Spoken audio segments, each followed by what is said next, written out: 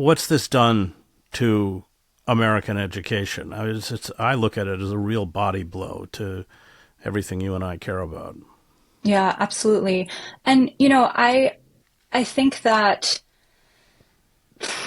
it's pretty depressing to think about how higher ed in the US is going to recover from this and what the future of higher ed looks like. I mean, the crisis in higher ed has been ongoing. This is not a new phenomenon, but it is startling how quickly these institutions are capitulating and crumbling.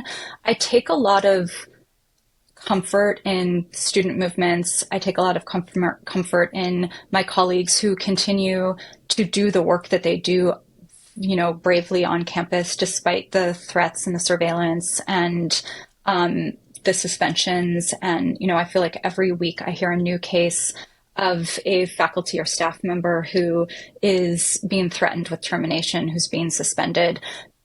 And so that that is still ongoing. What I think is really terrifying is how many people I know are just quietly putting their head down and trying to do what they can without drawing attention to themselves. They're self-censoring. They're afraid of surveillance. They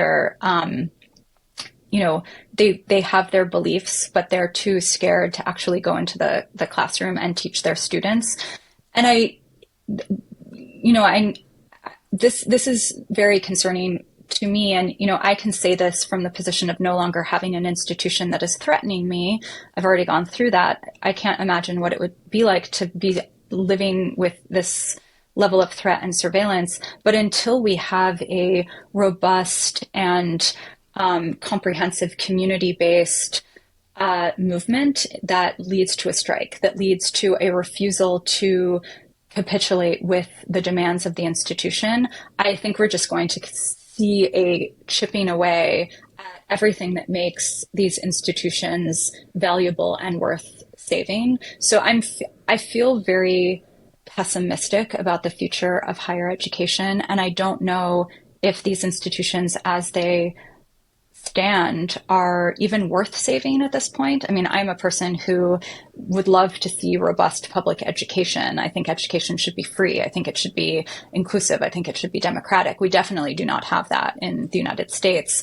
And I don't know what it would take to, create that or revitalize that. But I think especially in terms of the way that the model has contributed to both the strength of private colleges and the privatization of public universities, it's pretty hard to imagine how these institutions are going to recover and get back to, the work of teaching and learning that they supposedly promise.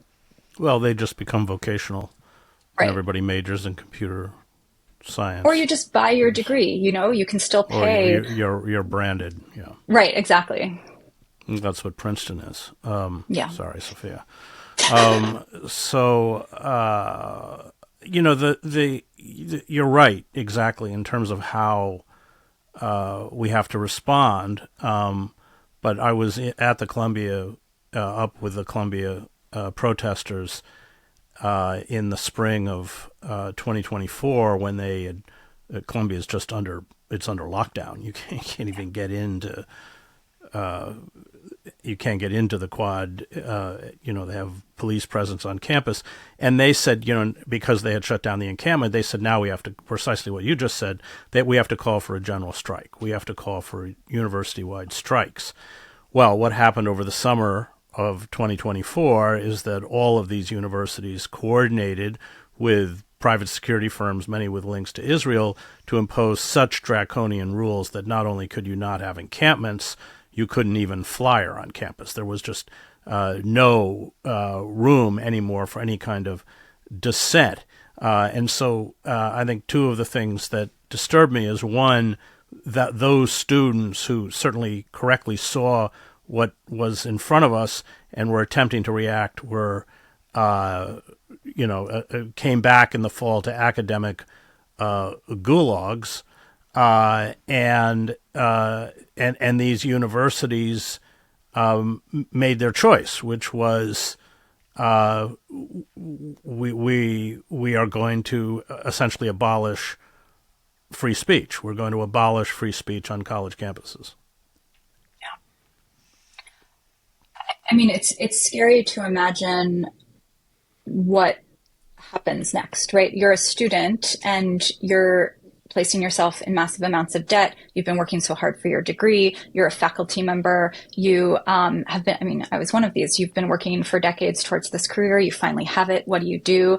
I think, and we're seeing the real material impact of this. And, I say it again and again, but once we've gotten to the point in which our students are being disappeared by ICE, they're being detained, they're being deported, that is, we keep reaching these tipping points, and it's so scary that I don't even have language to articulate it. But I also think, and I think the students have really shown us this, but I think on a larger scale, nothing's going to change if people aren't willing to really give up things. I think that we've created for a lot of people, especially in higher ed, it's not upwardly mobile quite in the way that we used to think it was, but you get, your professor job.